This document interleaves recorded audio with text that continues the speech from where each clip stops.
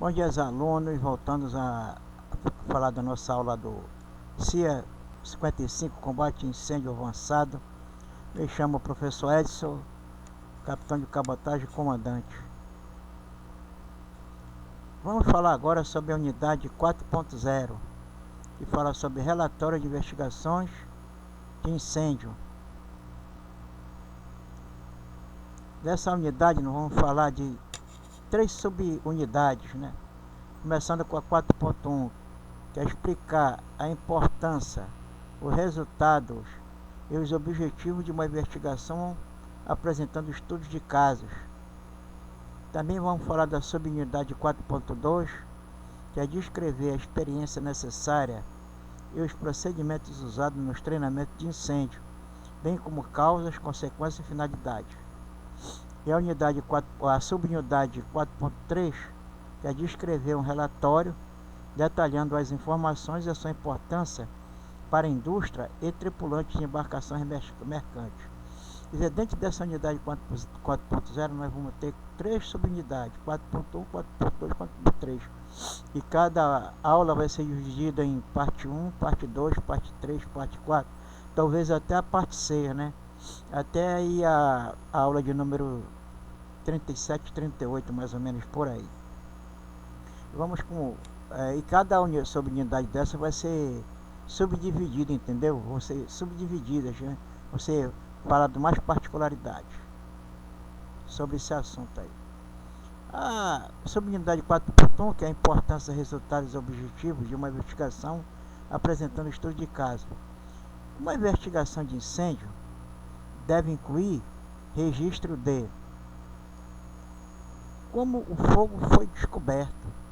Quer dizer, não importa o que aconteceu na realidade durante o sinistro, mas tem que ser uma investigação sucinta para saber como foi descoberto o fogo, que horas, quando. Toda essa investigação é feita depois que se debela o sinistro. Vai se fazer uma investigação ou durante a debelação do sinistro, porque o comandante do navio ele tem que estar passando as informações para as autoridades competentes, como a agência do navio no porto, que ele está atracado, fundeado, ou se foi em navegação, tem que passar por via e-mail, né, para a empresa, todos os detalhes de como está o ocorrido, o sinistro, né, durante o incêndio, logo após o início, durante o incêndio e depois do incêndio. Nós vamos fazer uma investigação sucinta que aconteceu. A que horas e qual alarme que foi dado? Como o alarme foi dado? A que horas e a quem foi informado, se o comandante ou oficial de serviço. Item 5. A posição e a natureza do fogo. Item 6. Quem estava primeiro na cena. Item 7. Que ações iniciais foram tomadas para conter o fogo. Item 8.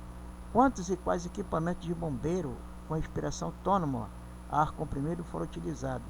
Item 9. Quais os equipamentos de combate, se portáteis, móvel fixo, foram usados. O item 10. Quantas pessoas foram usadas no combate. Essa investigação, esse relatório, são vários itens, está aí no item 10, né? Vamos passar aqui um videozinho aqui para... não explicando isso, mas um vídeo de combate a incêndio, falando sobre o negócio de explosão, né? O flashover. Para você ter uma ideia do que seja um flashover, né? Passei aqui um vídeo rápido aqui. Sempre vai ser assim, apresentando o vídeo para ter uma melhor explicação dos... Já estamos a caminho indo pela St. Mary's.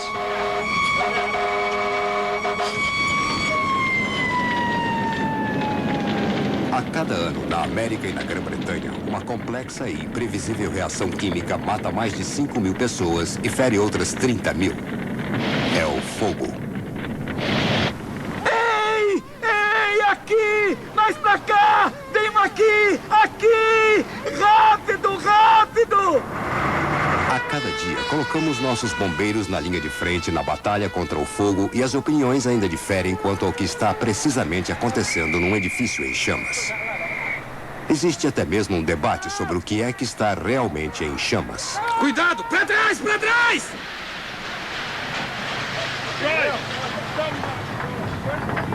Apenas entendendo a ciência e o comportamento do fogo, podem os bombeiros enfrentar o seu inimigo.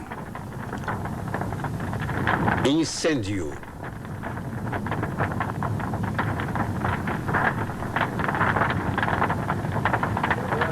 Todos os bombeiros têm um grande respeito pelo fogo. Alguns deles têm menos respeito que os outros e tendem a pagar o preço. Ah, com certeza. Se você ficar muito confiante, o fogo vira e te pega.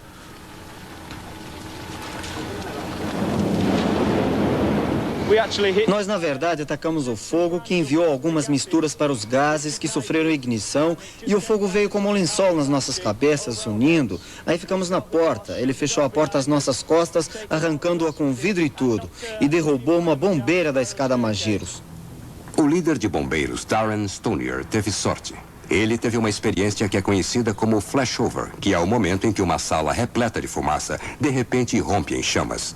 Há 3 anos, num pequeno incêndio num edifício em Birmingham, na Inglaterra, aconteceu esse flashover, matando um bombeiro e ferindo seriamente outro. Não foi a primeira e nem será a última vez que esses flashovers mataram. Mas a ciência do comportamento do fogo ainda está engatinhando. Dessa forma, o que exatamente causa o flashover e como o combatemos está apenas começando a ser compreendido.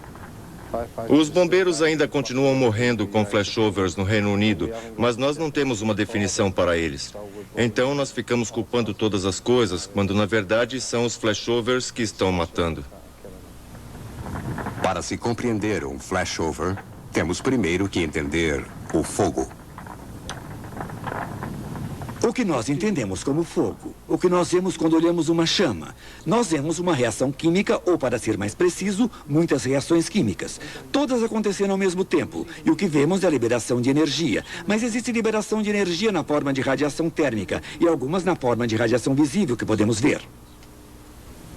Numa vela, a energia na forma do calor proveniente de um fósforo começa a derreter a cera no pavio. Quando esta esquenta, formando longas cadeias de hidrocarbonetos, as moléculas de carbono e hidrogênio se rompem e são levadas pelo pavio através de ação capilar, passando como vapor para o ar.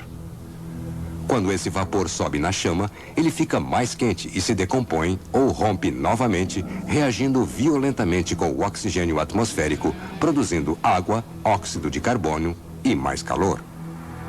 Os átomos de carbono excedentes, ou fuligem, absorvem parte desta energia e liberam a luz amarela que nós vemos. O calor remanescente é irradiado de volta na vela, fazendo mais cera derreter. Não é o pavio ou a vela que está queimando, mas o gás que a cera quente está liberando. Ele reage com o ar numa reação em cadeia aparentemente simples. Quase todos os materiais, madeira, plantas, metais e até seres humanos, se comportam desta forma. Uma vez tendo a energia de calor suficiente e oxigênio, eles se rompem para produzir fogo. Acho que conhecemos o fogo há muito tempo. Um tempo muito longo, 10 mil, 100 mil anos. Temos convivido com ele todo esse tempo. Mas foi só nos últimos 100 anos que nós começamos a questionar o que é o fogo. E quais são as regras que o fazem acontecer e como podemos usar essas regras para nos proteger. As regras se tornaram conhecidas como o triângulo de fogo. Consiste de 3 lados, calor, oxigênio e combustível. Se removermos um deles, o fogo se extingue. Coloque água para resfriá-lo ou elimine o oxigênio e ele não poderá mais sustentar a reação em cadeia. Parece simples, mas mesmo agora nós não entendemos completamente, e isso é um problema. Tradicionalmente, os bombeiros eram treinados para atacar o fogo na sua base, ou seja, jogando água, ele deveria se extinguir. Mas não lhes era ensinado que a fumaça pode se incendiar também.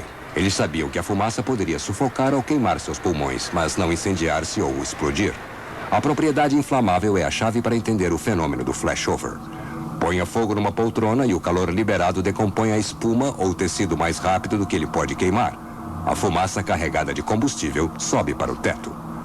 Na medida em que a fumaça fica mais quente, os 3 lados do triângulo, combustível, oxigênio e agora calor, se juntam e a fumaça, finalmente alcançando seu ponto de ignição, pega fogo. É isto que alguns chamam de um lean flashover. Quando o fogo agora percorre o teto, ele irradia calor para baixo, que por sua vez decompõe tudo que é combustível.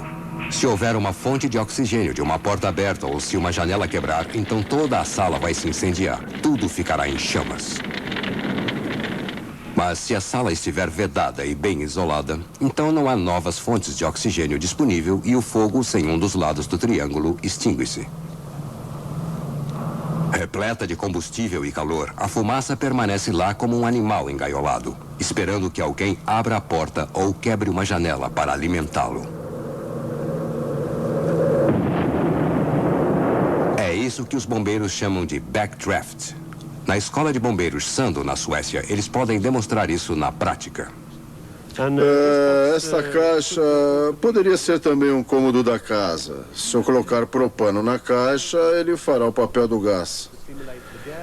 Bem, essa é uma situação que às vezes os bombeiros enfrentam. Leva cerca de 10, 15, 20 segundos, eu quero dizer minutos, até que sejam chamados. Então, quando chegam, eles entram no cômodo para procurar o fogo. Está muito escuro lá dentro. Daí eles abrem a porta e entram. O tanque cheio de propano simula um cômodo fechado depois que o fogo acabou com o oxigênio. Mesmo assim, existe uma fonte de ignição. O gás foi incapaz de incendiar-se. A abertura da porta permitiu que o ar entrasse e se misturasse com o gás combustível, e o cômodo explodisse em chamas. Agora, o fogo entra no ciclo e esgota o oxigênio disponível, e depois se apaga até que entre mais ar. Os bombeiros dizem que o fogo está respirando. Esses bombeiros americanos simplesmente quebraram as janelas de um cômodo cheio de fumaça.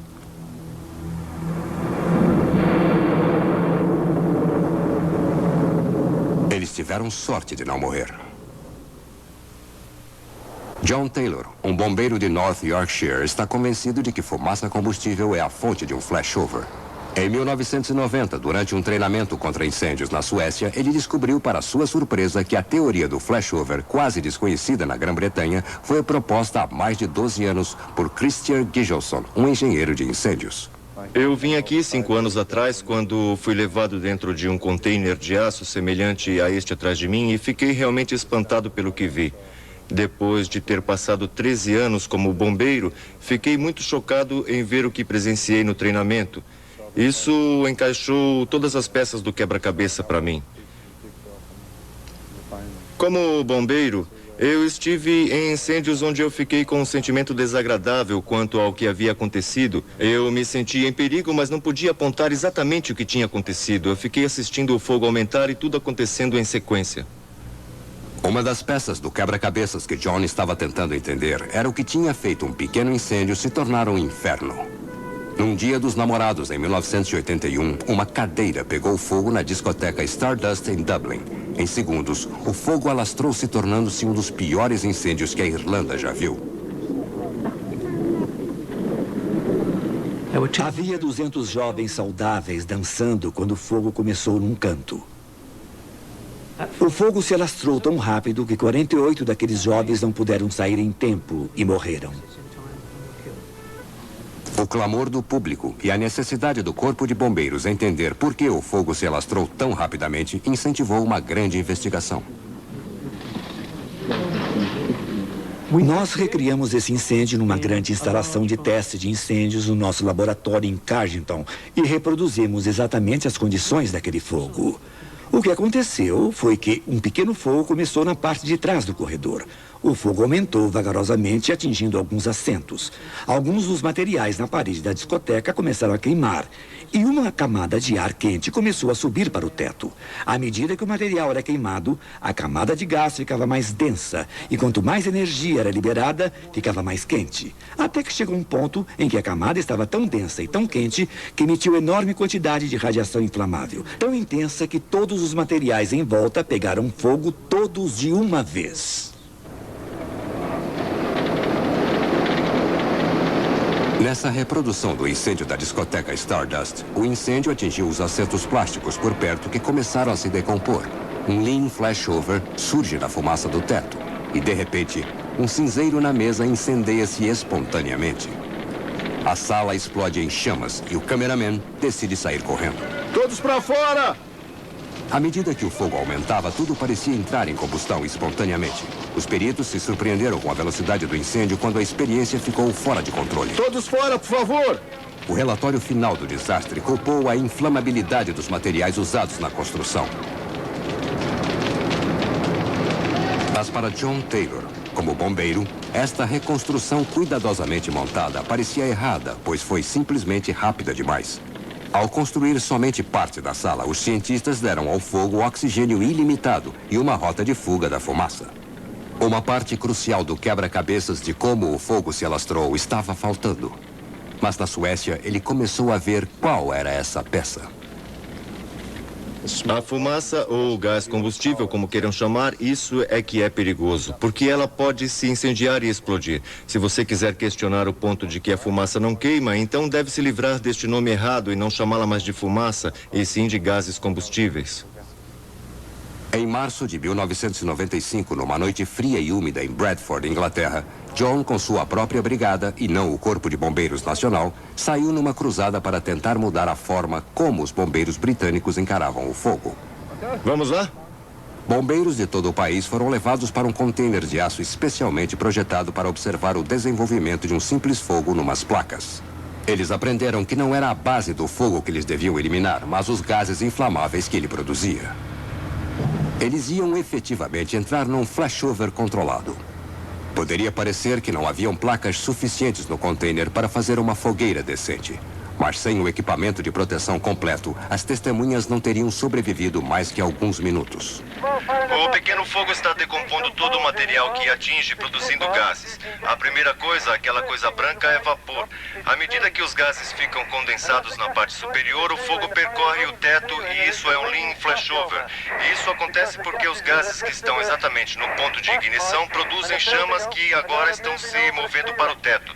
Como vocês podem ver, passam direto para a marca. Vejam aquela linha de marca. As chamas estão bem além agora. A única coisa que pode estar em chamas é definitivamente a fumaça. É como uma besta esperando que o oxigênio venha. Os bombeiros chamam essas labaredas de anjos dançantes. E para John, esta é a peça que faltava no quebra-cabeças. A prova de que não é a base do fogo que está produzindo o calor e as chamas que causam o flashover, mas os gases. Tradicionalmente, os bombeiros iriam atacar a base do fogo. Porém, simplesmente usando pequenos jatos de spray na camada de fumaça, você pode remover o calor. O triângulo de fogo é destruído e você pode extinguir o fogo em segundos. Mas se isso não for compreendido, os flashovers e backdrafts estarão esperando como bombas relógios pelos desprevenidos. Para os bombeiros ingleses que John levou para dentro do container, isso foi inédito. O que eles viram foi contra anos de treinamento. Os cientistas obtiveram informações ao nível científico, mas nós não estamos trabalhando junto com eles como bombeiros. Estamos correndo em paralelo. Eles sabem muito do seu ramo e nós sabemos muito do nosso, mas não estamos construindo uma ponte entre nós. Bem, existe uma normalidade aí entre o que podemos demonstrar no container e o que estamos, na verdade, falando cientificamente. A fumaça é a prova, a fumaça Exatamente, foi o que vimos lá. Eu fiquei muito interessado porque foi interessante. Mal pude acreditar como o extintor acabou com o fogo com um pequeno jato. Foi interessante, muito instrutivo. A demonstração de John ganhou alguns adeptos, mas tem ainda que se tornar uma característica padrão do treinamento na Inglaterra. Na Suécia, entretanto, o treinamento no container é apenas o início. Os trainees de incêndios de lá aprendem como combater incêndios reais também. Bem, isso está bem perto da realidade que você vai enfrentar num prédio realmente em chamas. A não ser as precauções de segurança, é tudo real.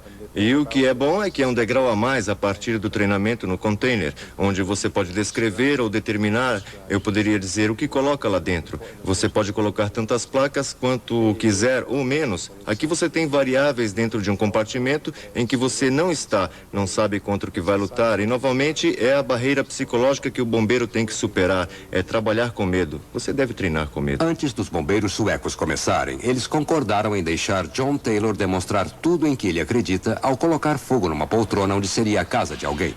Testando, 1, 2, testando, 1, 2. Tudo bem. Desejo-me boa sorte enquanto se despede. As equipes de resgate ficam de prontidão só para prevenir. Mesmo a experiência de John não é suficiente contra a natureza imprevisível do fogo. Certo, eu vou colocar a máscara agora ajustando na roupa. Você deve fazer isso com muito cuidado, porque não pode ter qualquer pedaço, qualquer parte da sua pele exposta, porque se deixar terá uma queimadura imediata, certo?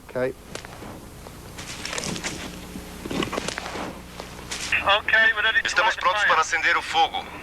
Bom, isso é apenas um fogo na poltrona. Isso provará conclusivamente que são os gases combustíveis que estão em chamas no teto e não apenas a poltrona.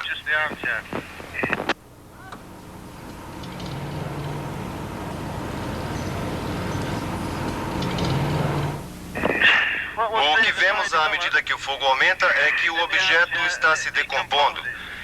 É como uma vela. Quando você tem uma vela acesa, o que está atualmente em chamas não é a vela, mas os vapores inflamáveis formados pelo calor que a está decompondo. Como vocês veem, elas começam vagarosamente a se juntar no teto e vão ficando mais e mais escuros.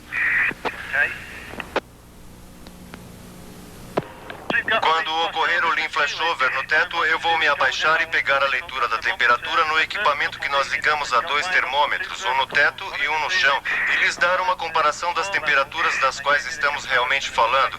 A razão pela qual podemos aguentar estas temperaturas é a roupa de proteção que estamos usando e os truques de combate a incêndio e conhecimento que adquirimos. Agora vocês podem ver a fumaça ficar mais escura e cada vez mais devido à extensa base e também um pouco de material em chamas caiu no chão e isto está fazendo derreter a cobertura do piso. Agora está ficando mais escuro no teto e está se espalhando. Logo teremos um lean flashover. Veja como as chamas estão ficando mais altas porque elas estão queimando através da fumaça que está agora verdadeiramente inflamável, com gases combustíveis. É definitivamente a fumaça que está em chamas. Aquelas chamas estão bem longe da poltrona. Não tem nada a ver com isso.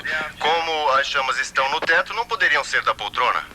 Agora o encosto da cadeira está se decompondo. Estamos tendo uma fumaça mais escura, começando a rolar no teto e você verá as chamas ficarem cada vez maiores. E a temperatura vai aumentar tremendamente. Nós ainda não chegamos no lean flashover. Estamos começando a ter chamas cada vez maiores e o fogo está descendo. Há muita energia aqui, está ficando bem quente. Ok. Vou abaixar agora para ver a temperatura.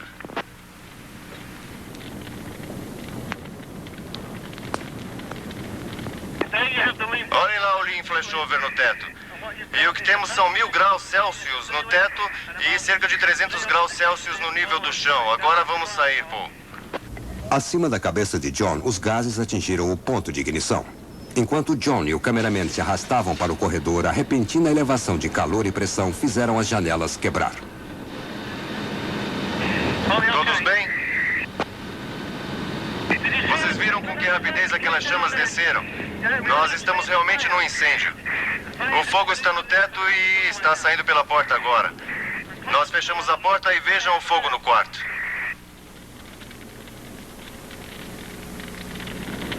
De repente, a janela de observação feita na parede para instalar a câmera começa a romper. E o ar entra na sala. Cuidado, Pete! Cuidado aí! Lá dentro nós temos altas labaredas e agora nós vamos colocar ar no fogo. E então vamos por ali. Peter, entre e ataque o fogo. Peter, pule e ataque. Peter, entre na sala, pessoal. Vamos lá, Peter. Vamos agora, eles vão atacar o fogo. Eles não querem combater um incêndio como este, mas são capazes disso se for necessário. Agora Peter vai entrar atrás dele. E num curto espaço de tempo eles apagam os gases no teto e assim matam a fonte real de calor que é a poltrona. Mas tem que ser tudo bem treinado, praticado e coordenado. Você tem que agir com instinto. Você não tem tempo para pensar. Você deve fazer instintivamente e saber exatamente o que está acontecendo na sala. Então você deve saber como agir, conhecer o script. Eu preciso descansar agora. Desde o momento em que John ateou o fogo, levou apenas 5 minutos para que a sala fosse destruída. Sem equipamento de proteção, ele provavelmente teria morrido em 3 minutos. Mas atacando os gases e não a base do fogo, a brigada de incêndio sueca apagou o fogo em segundos. Desta vez todos os bombeiros vão entrar. Eles vão evacuar os gases da sala usando o princípio Venturi.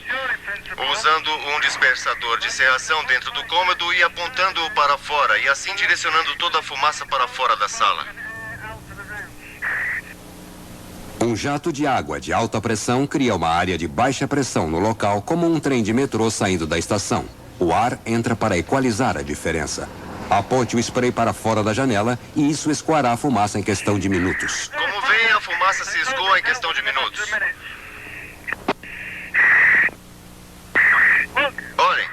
Olhem a poltrona. Aquela poltrona lá. Ela não se decompôs ou está verdadeiramente queimada, e mesmo assim nós tivemos um sério incêndio no teto.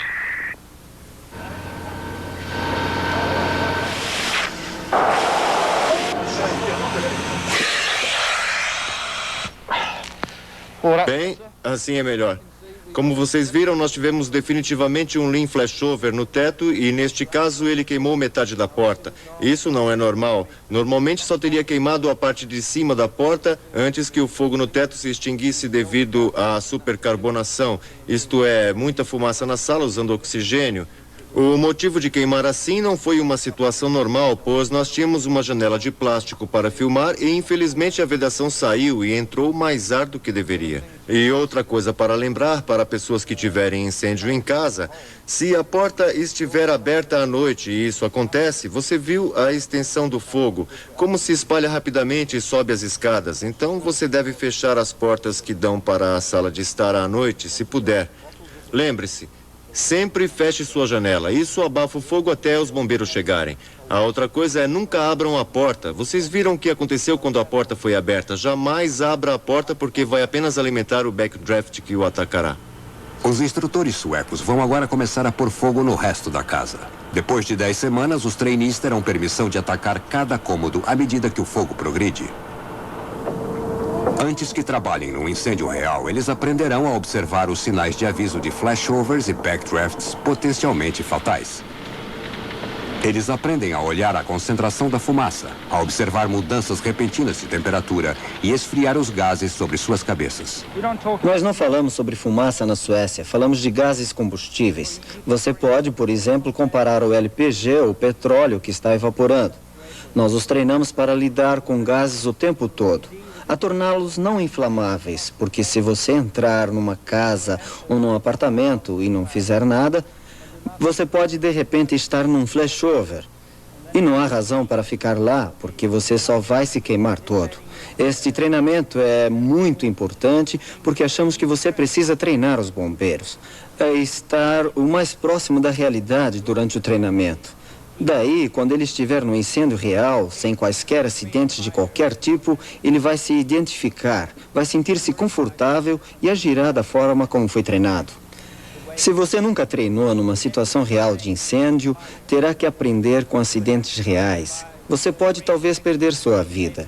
Desde 1984, quando começamos este treinamento de flashover, nós não tivemos nenhum acidente fatal com os bombeiros. Mas no Reino Unido, a primeira vez que 9 entre 10 recrutas verão um incêndio real será quando o alarme soar no seu quartel. Mesmo na prestigiada Escola de Bombeiros em Gloucestershire, os bombeiros treinam em prédios de concreto não inflamáveis. Aqui, você pode pôr fogo no cômodo muitas vezes por dia, 7 dias por semana. Jules, vou atear fogo no cômodo 1. Câmbio. Este instrutor vai acender uma pilha de papel e madeira colocados num engradado de metal num quarto sem cortinas, carpetes, mobília ou janelas vedadas. O fogo é feroz, produzindo grandes quantidades de fumaça e chamas, mas não haverá flashovers.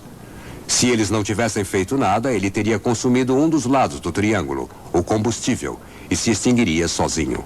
Mas pelo menos aqui é seguro. Esses incêndios que você vê são muito controlados. Se alguém cometer um erro aqui, é o melhor lugar do mundo para cometê-lo, porque você vai sobreviver. Nós vamos tirá-los de lá. Se você não tiver essa margem de segurança, eles ficarem numa situação onde o fogo os deixarem encurralados, então será uma experiência muito custosa para eles. Sabe, matar gente é caro.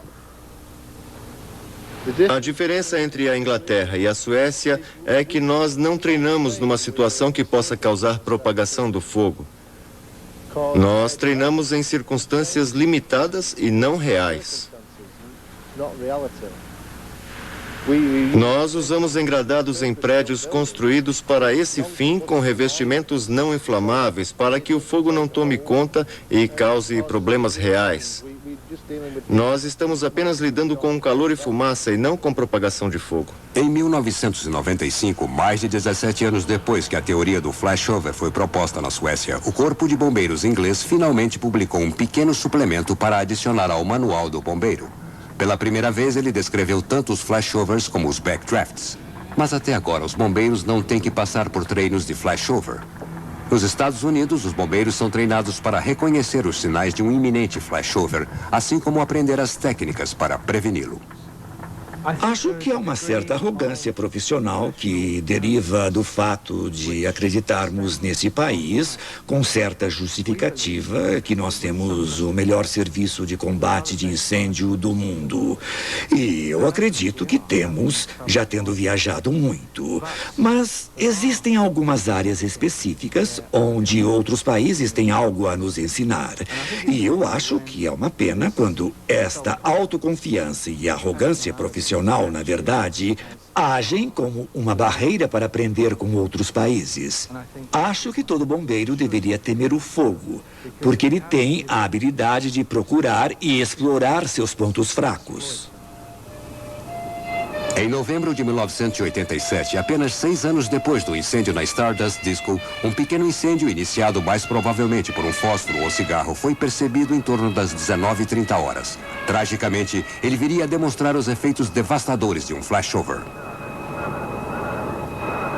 Quando nós chegamos no King's Cross, já havia alguns bombeiros lá. Havia muita fumaça.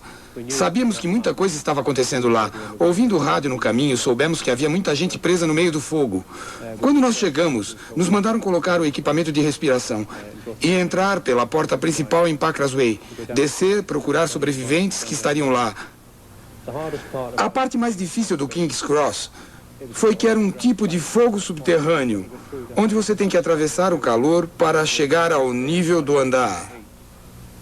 Novamente estava tão quente lá que não conseguíamos levantar a cabeça do chão. A maior parte do tempo ficamos engatinhando ou rastejando. Ficamos procurando, mas não enxergávamos nada. Você fica sem sentido nenhum. Você pode ouvir o que está acontecendo à sua volta. Havia um monte de batidas e coisas quebrando. Foi muito assustador porque não sabíamos para onde estávamos vindo. O que realmente aconteceu foi que em torno das 7h45 daquela noite, um incêndio estava acontecendo embaixo da escada número 4, que levava para a linha Piccadilly na King's Cross, já há uns 10 ou 15 minutos. No relatório do acidente, constou que devia estar queimando por aproximadamente meia hora. O fogo, na verdade, surgiu do tamanho de uma caixa de papelão e foi alertado pelas pessoas que o apontaram e disseram: olha, a escada está pegando fogo. Entretanto, o que eles não compreendiam era que o ângulo em particular da escada, que era de 30 graus, ia dar origem a um efeito aerodinâmico chamado efeito trincheira. O que aquele fogo embaixo estava fazendo era esquentar as escadas de madeira. Quando as chamas irromperam na parte superior da escada e ficaram encerradas num túnel, não se esqueça disso porque era um túnel próprio da escada, estas 3 coisas, a construção de madeira, a forma da escada e o aquecimento causado pelo fogo embaixo, fizeram com que irrompesse com tal velocidade que suas 3,5 toneladas de material na escada ficaram queimadas. 0,5 tonelada de material na bilheteria no topo se incendiou.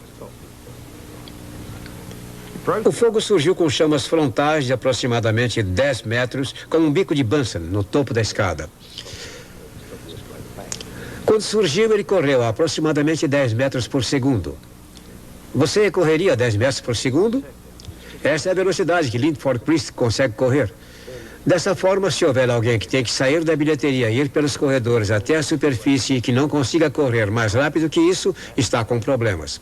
E, infelizmente, 31 pessoas não conseguiram.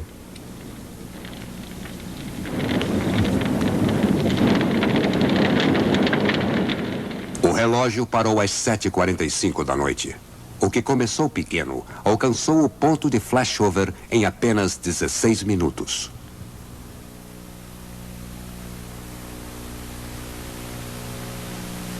Nós não percebemos a terrível situação real até depois do rescaldo, quando descemos. Você vê os danos que foram feitos aos quiosques. Basicamente, os corpos das pessoas que ficaram presas e caídos por ali. E como algumas delas estavam tão perto das saídas, foi apenas a fumaça e o calor que as matou a 5, 10 metros da saída. Eles simplesmente não conseguiram sair. O acidente de King's Cross é típico de todos os desastres envolvendo incêndios. É normalmente o fato de que o público não sabe da velocidade e ferocidade com que o fogo pode se locomover. E essa ignorância, essa falta de consciência que os acabam matando. Não podemos dizer que alguém pudesse ter impedido o flashover de King's Cross por mais treinado que fosse. Mas o que poderia ajudar no futuro é um melhor entendimento de como os seres humanos reagem ao fogo. E para isso, os cientistas estão usando computadores. Cada pessoa nesse prédio virtual foi programada com um conjunto diferente de prioridades quando um incêndio se inicia. Os pais não saem sem seus filhos, enquanto outros saem correndo. Alguns tentam investigar e não o apagam. Cada vez que este programa é rodado, um novo resultado é obtido. Depois de rodar 500 vezes, dá para começar a tentar prever padrões do comportamento da multidão. Com que rapidez as pessoas podem se movimentar, com que facilidade chegam às saídas, onde poderá haver engarrafamentos. Isso está apenas no estágio inicial de desenvolvimento, mas é difícil acreditar que qualquer computador pudesse prever o quão estranho pode ser o comportamento humano. As pessoas não fazem o que esperamos que elas façam, especialmente em incêndios. O que estamos vendo é um dia normal através da câmera de segurança que está supervisionando a loja. Um cliente sai e outro fica. Agora, aquele menino que está entrando tem intenção de roubar doces. O homem lá atrás pegou um pedaço de papel, ateou fogo e jogou dentro de um display ao lado da porta. Ele sai, e o normal seria que a garota atrás do balcão fosse chamada para apagar o fogo e a criança pegasse escondido alguns doces enquanto ela estivesse fazendo isso. Entretanto, não acontece bem assim. O que está acontecendo, na verdade, é que você não pode ver, mas a chama está começando a crescer tanto na parte superior como inferior do display. Aquele cliente entra e vê o fogo no display. O que ele faz? Nada. O grupo de crianças que estava esperando pelos doces sai correndo. Você pode ver do lado esquerdo, onde as chamas estão começando a tremular, tanto na parte superior como inferior do display. Aquele homem ainda está vendo esse fogo em particular brilhando lá, mas não diz nada. Ele está na fila esperando para ser atendido. Agora ele vê que o fogo está começando a aumentar. Então resolve dizer, com licença, mas o display está pegando fogo. E a garota na frente dele o auxilia nessa informação. Então a vendedora sai para pegar um extintor atrás do balcão. Nesse meio tempo, algumas crianças que estão com a mãe se juntam na frente da loja e ficam olhando o fogo. Na verdade, sem pensar no perigo, assim como as pessoas da loja que ainda estão aguardando para serem servidas. A garota sai com um extintor de dióxido de carbono. Outro cliente entra e se oferece para ajudar. Se você olhar bem do lado esquerdo, quando ela joga a carga, o fogo vai na sua cara. Olhem lá, vai no seu rosto. Está vendo? Lá vai. Ela recua, assim como um outro garoto que chegou, que não tinha nada a ver com o que estava acontecendo com relação ao furto. Enquanto a garota recua com o extintor e atinge as chamas. Nesse meio tempo, as crianças e a mãe saíram para fora da loja. Esta é a única entrada ou saída da loja. O fogo está começando a aumentar. A garota atrás do balcão dá outro extintor de dióxido de carbono para outro cliente.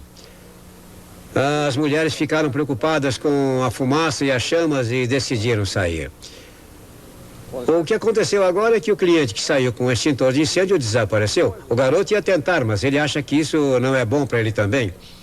O outro cliente que estava no fundo da loja pegou 2 garrafas de scotch e saiu. E é bem nessa hora que a temperatura chega a cerca de 300 graus centígrados. E a fumaça está começando a ficar de um jeito que você não conseguiria sobreviver nesta atmosfera. E é só assim que se entende a gravidade total da situação. Os clientes só conseguiram sair da loja com apenas alguns segundos de sobra. É bem nessa hora que sobreviver na loja seria impossível. Acho que todos nós estamos acostumados com o uso de computadores e modelos computadorizados em processos como simuladores de voo. Para onde formos num avião, estamos muito felizes que o piloto tenha usado modelos computadorizados para aprender seu ofício.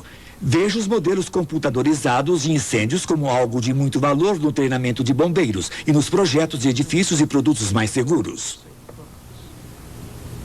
Basicamente, cômodos e edifícios são grandes caixas. Divida-os em milhões de caixas menores e pode-se então calcular fatores para cada caixa individualmente. A sua temperatura ou a sua concentração de fumaça e o seu efeito no vizinho. Você pode, de certa forma, congelar um incêndio em tempo. Este é o local onde John Taylor colocou fogo na Suécia. Ao alimentar o computador com suas dimensões, os materiais envolvidos e o tamanho do fogo, nós podemos descobrir o que aconteceu depois que John saiu.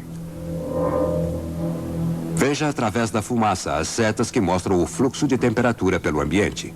Áreas de alta e baixa pressão são calculadas e a probabilidade de flashover identificada. O sistema está sendo usado para ajudar a desenvolver novos tipos de ventilação de edifícios. É uma tecnologia urgentemente necessária. Mandar seus bombeiros num flashover em potencial pode parecer muito perigoso. Mas imagine se você vendar seus olhos antes. Do ponto de vista do bombeiro, no momento em que você entra naquele quarto ou naquele edifício que estava lotado de fumaça, você perde todo o sentido que tenha no corpo. Por estar usando equipamento de respiração, você não enxerga nada, não pode respirar nada além do ar vindo do seu cilindro. Você não pode cheirar nada, porque tudo que você tem é o ar do seu cilindro. Você não consegue ouvir nada além do som abafado do fogo puro, porque você tem um tipo de equipamento de proteção, como toucas anti-chamas de algum tipo. E, é claro, o seu tato está reduzido porque está usando luvas. O único sentido que você tem quando entra é o medo, quando entra nessa escuridão. Para tentar dar aos bombeiros um dos seus sentidos, os cientistas desenvolveram câmeras que podem ver o calor. A lente é feita do elemento germanium, que com eletrônica sofisticada, foca a imagem e é capaz de mostrar as diferenças de temperatura em forma de sombras numa tela. Colocando a tela dentro do equipamento de respiração, o bombeiro é capaz de ver uma imagem à sua frente. É como um display que um piloto de guerra tem no seu cockpit.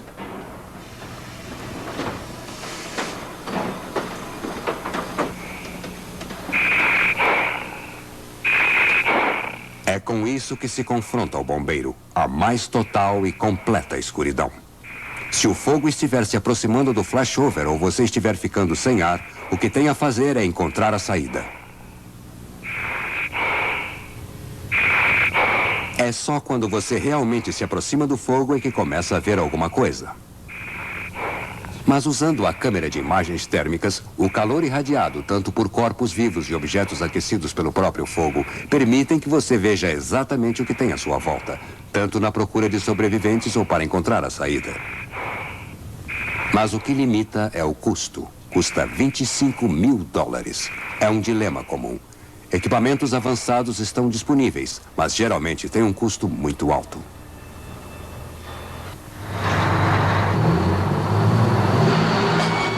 Desde 1987, os bombeiros americanos estão usando uma arma simples e barata que pode evitar tanto os flashovers como os backdrafts. É uma técnica radical que parece contrariar o senso comum.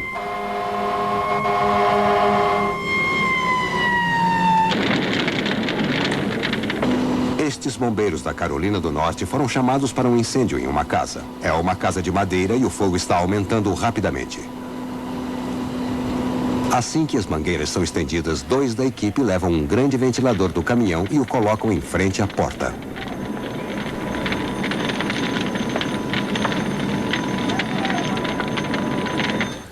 Nos Estados Unidos, nos últimos 10 anos, eles têm usado ventiladores para combater o fogo. É muito eficaz na maioria dos casos. Quando você olha isso, parece um pouco difícil de entender. Espera aí, nós temos um incêndio aqui e vamos ventilá-lo? Isso não é perigoso demais? Durante anos, como instrutores, nós ensinamos que não injetamos ar ou oxigênio numa estrutura em chamas. Mas o que estamos fazendo com ventilação de pressão positiva é fornecer ar e oxigênio ar suficientes para combater o fogo. Isso vai contra tudo que aprendemos durante anos. Adicionar ar, mas funciona. Quando chegamos no local do incêndio, procuramos saber onde está o fogo, onde estão as aberturas de ventilação, onde estão as portas de saída da ventilação. E assim que esteja tudo em ordem, vamos ventilar o local, ligando o ventilador e levando nossas mangueiras e assim apagar o fogo.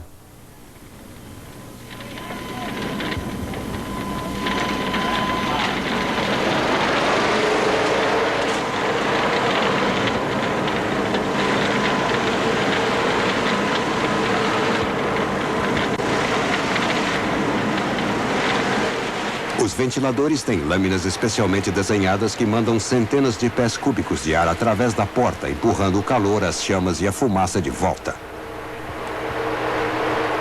Em segundos, os bombeiros são capazes de entrar no incêndio e trabalhar no local com uma bolsa de ar fresco e limpo.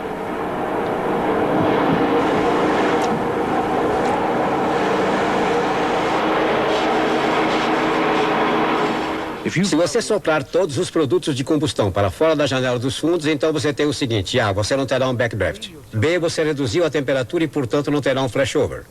C, funciona mesmo que você tenha jogado água porque sopra o vapor para fora também. E D, você tem a eclética vantagem que quando a equipe entra, já existe ar fresco lá dentro para vítimas que podem estar no chão e não estão mais aguentando a fumaça. Assim, eles recebem ar fresco. Esse processo tem grandes vantagens, mas não é para tudo. A pressão positiva requer um pouco de treinamento. Não é algo que possamos apenas comprar, colocar no caminhão e dizer: nós assistimos o vídeo e agora vamos usá-lo. Há muito treinamento por trás disso. Temos que nos lembrar que é uma ferramenta de ventilação e precisamos usá-la para a ventilação. O que tem acontecido nos Estados Unidos é que as pessoas viram os vídeos e leram alguns artigos e começaram a usá-lo. Mas se a ventilação de pressão positiva der errado, é porque geralmente eles a usaram errado. Aqui, a equipe falhou ao fazer uma rota de fuga para fumaça e chamas na parte de trás do prédio. Quando eles ligaram o ventilador, isso simplesmente explodiu a fumaça que em chamas foi direto nos seus rostos. A ventilação de pressão positiva já salvou muitas vidas, não apenas dos bombeiros, mas também das vítimas e das pessoas que nós vamos lá proteger.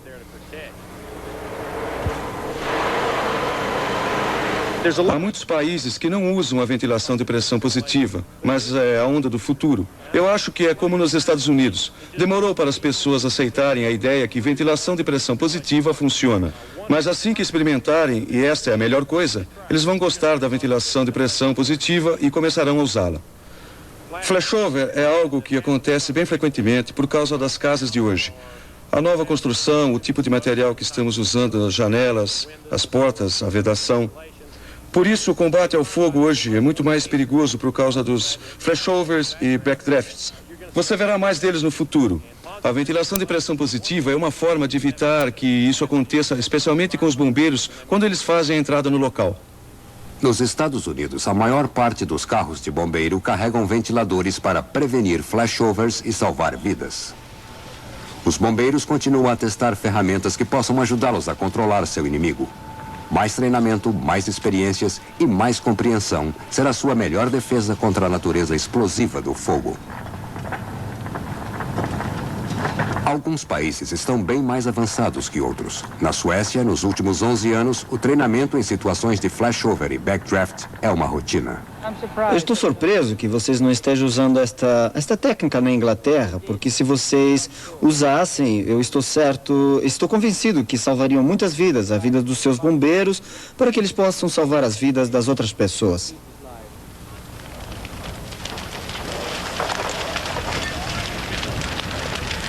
O recente suplemento do Manual do Bombeiro é um passo na direção certa, mas não é o suficiente. Não se pode combater o fogo com livros. E tudo o que eu estou dizendo é que deveríamos nos unir, esquecer as diferenças ou o que quer que seja e encontrar uma solução, porque enquanto não a encontrarmos, haverá bombeiros se arriscando pelo mundo todo. Eles dão tudo de si e merecem o melhor.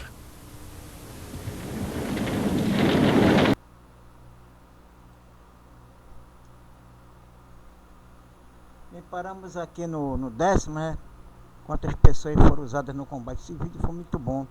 Bom, é muito importante saber essa definição aí do flashover, do inflashover e do backdraft. Muito importante esse vídeo que eu passei aí para vocês, né? Continuando aqui nosso slide. O 11º, a que horas o fogo foi extinto.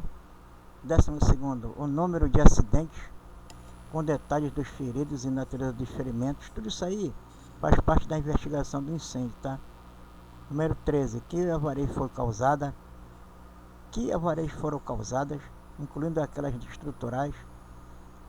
14º, uma estima da proporção das avarias causadas pelos meios de extinção, isto é, água ou espuma, em comparação com aquelas causadas diretamente pelo fogo. 15º, depois de quanto tempo o fogo foi extinto depois de ter sido descoberto.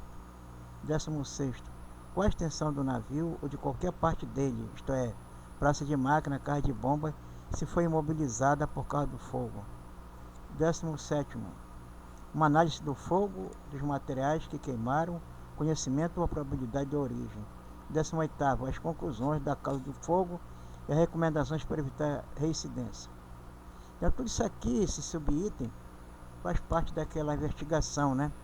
A investigação e depois o relatório do incêndio, da propagação do incêndio, do resultado, do final, né? do sinistro, faz o relatório quando faz depois. Primeiro faz as investigações, depois faz o relatório. A investigação do incêndio deve incluir registro de como o fogo foi descoberto. Quer dizer, informações bem delineadas devem conter na investigação da causa e o que provocou o princípio de incêndio e quem prestou essa informação no momento de avistamento da causa. A que horas e qual alarme que foi dado? Como o alarme foi dado? Essa informação relevante, que deve constar no relatório geral do sinistro, deve conter a data e hora precisa que iniciou o princípio de incêndio, e qual alarme e o local de onde ele foi acionado e por qual tripulante. O item 4. A que horas é que foi informado seu comandante ou oficial de serviço? Essa informação é importante dada pela pessoa que avistou o sinistro e o meio de comunicação dela com a pessoa que é responsável por acionar o alarme geral. O item 5. A posição e natureza do fogo. Causas de incêndio. As causas do incêndio podem ser classificadas como naturais ou artificiais. As naturais são aquelas decorrentes de fenômenos da natureza, como os vulcões, terremotos, raios, meteoros, etc., ou ainda provocadas pelo calor gerado na fermentação e na ação de fungos e bactérias. E as artificiais? As causas de incêndio artificiais são aquelas que não ocorrem por ação natural, mas sim por meio de A. Fenômenos causados pela eletricidade. São todas as causas oriundas da transformação da energia elétrica em energia calorífica. Exemplo, curto-circuito, a sobrecarga numa chave, né? Fuga de corrente elétrica e etc. Uma investigação de incêndio deve incluir registro de artificiais. Os incêndios tipo artificiais são o atrito, é a fricção entre corpos rígidos, produzindo calor e, consequentemente, aumento de temperatura. Exemplo, movimentação de peças metálicas sem lubrificação. Atrito de corpos metálicos gerando centelhas e aquecimento local. Isso aqui como tem na praça de máquina, né? Essa parte do atrito aqui, principalmente com o mancagem, né? De motores elétricos na praça de máquina. Origem química, também outra parte que se origina muito lá na praça de máquina, né? As reações químicas podem liberar calor quando seus reagentes se combinam e, dependendo de suas velocidades, produzem combustão de tipo variados. É o caso da bateria lá da estação rádio e a bateria também do sistema de energia, né? De emergência do navio. Quando o gerador dá o fora, né? O MCA, o MCA1, MCA2 ou MCA3, aí tem um gerador também que é a motobomba, né? Como eu já falei, que eu uso uma motobomba. Ela é uma motobomba, mas ela é gerada por diesel, né? Motobomba diesel. E ela aciona um gerador. Esse gerador também dá energia elétrica, não é só para a parte de emergência. E quando uma motobomba não funciona, entra aí o sistema de bateria também, que tem origem a reações químicas, né? Pode provocar incêndio. Tem um sistema de bateria no navio que ele funciona automaticamente quando o gerador no navio dá o fora. Falhas humanas são aquelas resultantes da ação direta e indireta do homem. E com isso nós terminamos essa aula aqui. A parte 01 da unidade 4.0.